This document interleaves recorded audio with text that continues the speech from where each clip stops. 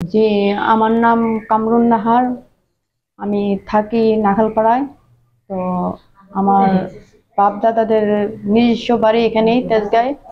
আমার মা ছোটকালে মারা যাওয়ার পরে আমার বাবা বিয়ে করে।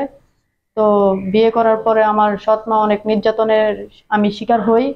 হওয়ার পরে এক পর্যায়ে আমাকে ঘর থেকে বের করে দেওয়া হয়। তো আমি মেয়ে হিসাবে আমি এখন কার কাছে যাব? তো আমি যেখানে যাই মানুষ অনেক কিছু লোভ লালসায় দেখায়। তো আমি এভাবে তো আমার ইয়ে করা সম্ভব না। তো আমি আজকে ক্যামেরার পর্দায় আসছি যে সমাজে কিছু ভালো মানুষ আছে, তাদের কাছে হাত পাততে চাই যে তারা আমাকে একটু সহযোগিতা যাতে করে। সুপ্রিয় দর্শক, আসসালামু আলাইকুম। দর্শক, আজ আমরা আছি একটি অসহায় বোনের কাছে। দর্শক, আমরা এই বোনটির জীবনের গল্পটি আপনাদের কাছে তুলে ধরার জন্যই এই বোনটিকে আমাদের ক্যামেরা স্ক্রিনে আজ হাজির করেছি। এই বোনটির ঢাকায় নাখালপাড়ায় তাদের বাপদাদার নিজস্ব সম্পত্তি একটি বাড়ি আছে এবং তার বাবা সেই বাড়িতে অবস্থান বর্তমানে আছে। তো তিনি বাড়ি থাকা সত্ত্বেও আজ কেন ক্যামেরার সামনে আসছে সেই গল্পগুলোই আজ আপনাদের মাঝে তুলে ধরার চেষ্টা করব। দর্শক, আপনারা একটিবার চিন্তা করে দেখুন, ঢাকা শহরে যাদের একটি বাড়ি আছে, তো তাদের ক্যামেরার সামনে কেন আসতে হবে সেই কথাগুলোই আজ আমরা জানার চেষ্টা করব। তো দর্শক, আমাদের সঙ্গে থাকুন।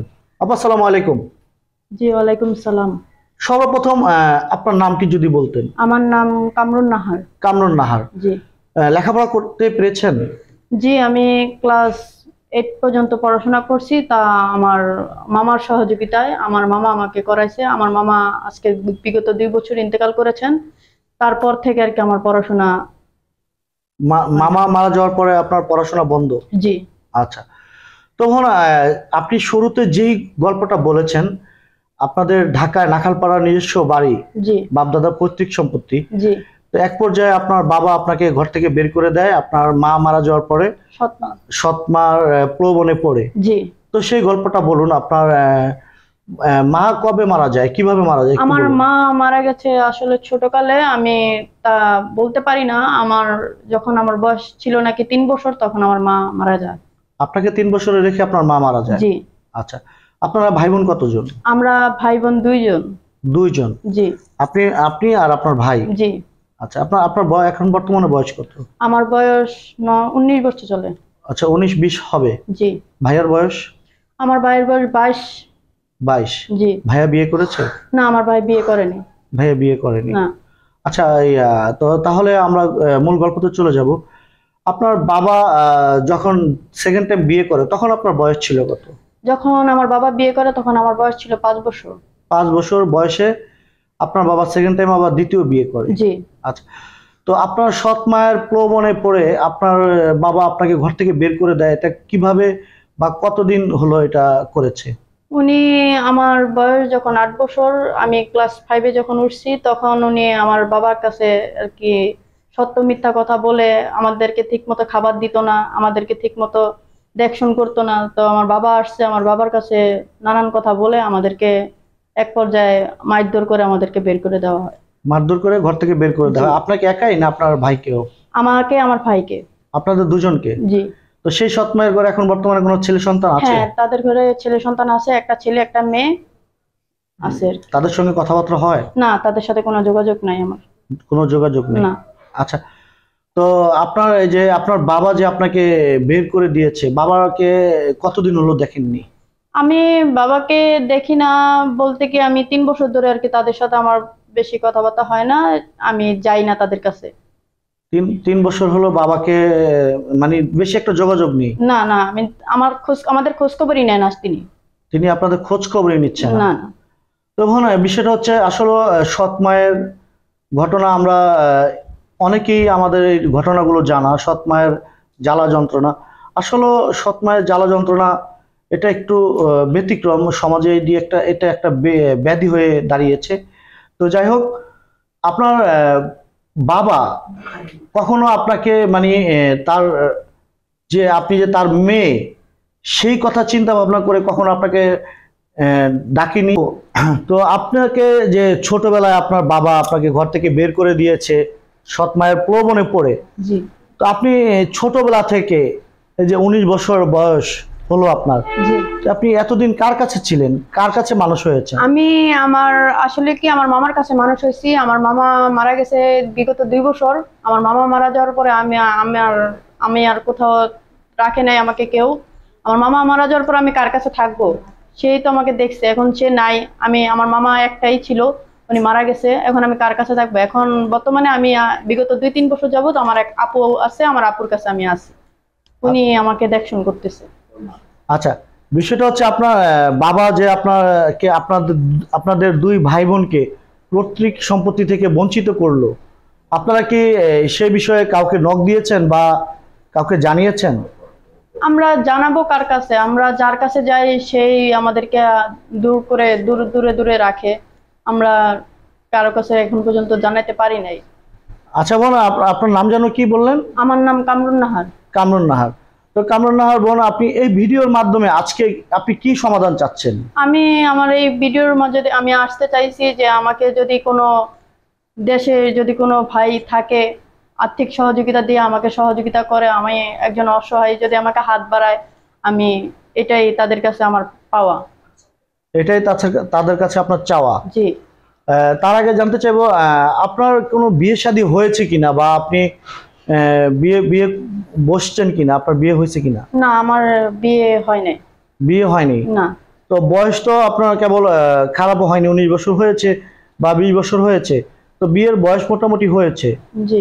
তো আপনার যেহেতু আপনার বাবার সঙ্গে আপনি থাকছেন না, আপনি এখন বর্তমানে কোথায় থাকছেন? আপনার তো বাবা নেই।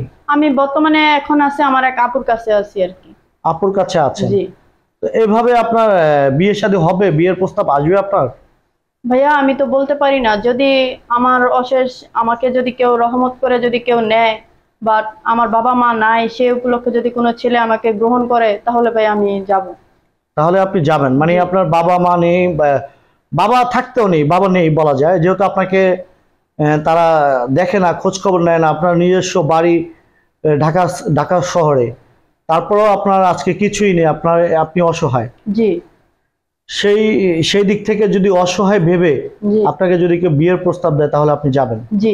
বিয়ে বসবেন, জি। সেটাই তো বলতে চাচ্ছেন? জি। আর আজকে মূলত এই ভিডিওর মাধ্যমে একটু আর্থিক সহযোগিতা চাচ্ছেন? জি। আচ্ছা, তো ধরুন আপনার সঙ্গে যদি আপনাকে যদি কেউ আর্থিক একটু সহযোগিতা করতে চায়, বা আপনার সঙ্গে যোগাযোগের কোনো মাধ্যম আছে কিনা, আপনি যোগাযোগের কোনো মাধ্যম দিতে চাচ্ছেন কিনা এই ভিডিওর মাধ্যমে? জি, আমার নাম্বার আছে কন্টাক্ট, আমি সেই নাম্বারটা দিয়ে দিতে চাচ্ছি। সেই নাম্বারটা দিতে চাচ্ছেন? জি। বলুন, অনেক ফোন আসবে, দেশ বিদেশ থেকে হাজার হাজার ফোন আসবে, আপনি কি নাম্বারটা জেনে বুঝে দিতে চাচ্ছেন?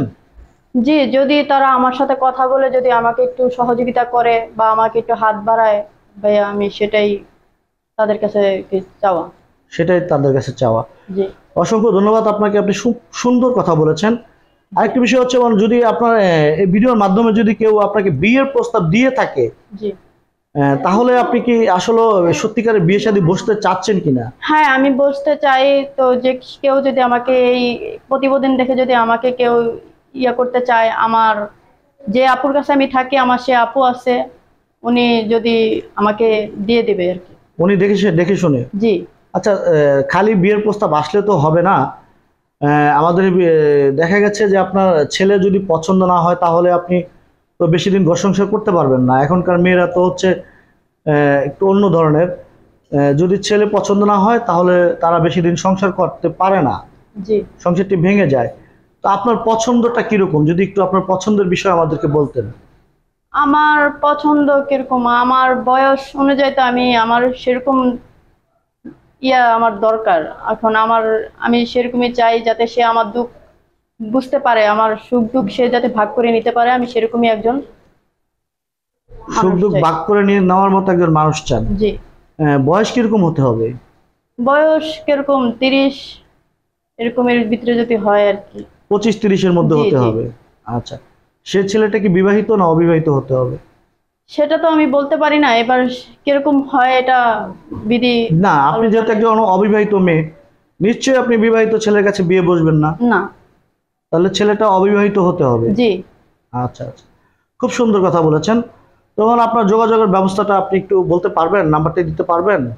তো তো আমার যে কন্ট্যাক্ট নাম্বারটা সেটা এখন দিয়ে দিই। বিকাশ নাম্বারটা কি এখন দিব?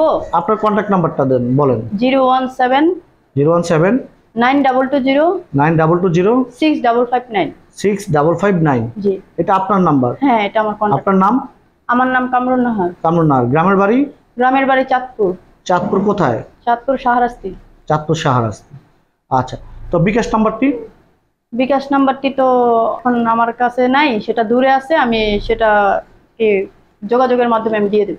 যোগাযোগের মাধ্যমে কি ভিডিওর মাধ্যমে দিতে চাচ্ছেন না পরবর্তীতে? পরবর্তীতে দিয়ে দেব। পরবর্তীতে দিয়ে দিবেন। জি। আচ্ছা, খুব সুন্দর কথা বলেছেন। প্রিয় দর্শক, আমরা দেখাচ্ছি যে কামরুন নাহার এই বোনটি ঢাকা শহরে বাড়ি গাড়ি থাকা সত্ত্বেও সে আজ অসহায়। আপনাদের কাছে একটু সাহায্য, একটু সহযোগিতা চাচ্ছে, আপনাদের একটু হেল্প চাচ্ছে। বিশেষ করে আমাদের এই ভিডিওটি দেখে থাকেন প্রবাসী ভাইয়েরা। প্রবাসী ভাইদের কাছে আকুল আবেদন, আপনারা এই বোনটিকে কেউ খারাপ কথা না বলে যদি পারেন একটু আর্থিক সহযোগিতা করবেন, একটু পাশে দাঁড়াবেন।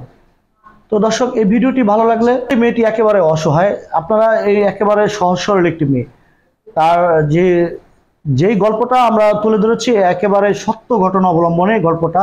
তো দর্শক, গল্পটা ভালো লাগলে অবশ্যই ভিডিওটি বেশি বেশি করে লাইক কমেন্ট শেয়ার করবেন। এবং একটি কথা বলতে চাই, 5 ওয়াক্ত নামাজ পড়বেন, দিন শেষে একটি হলো ভালো কাজ করবেন। তো সকলে ভালো থাকবেন, ধন্যবাদ সকলকে, খোদা হাফেজ।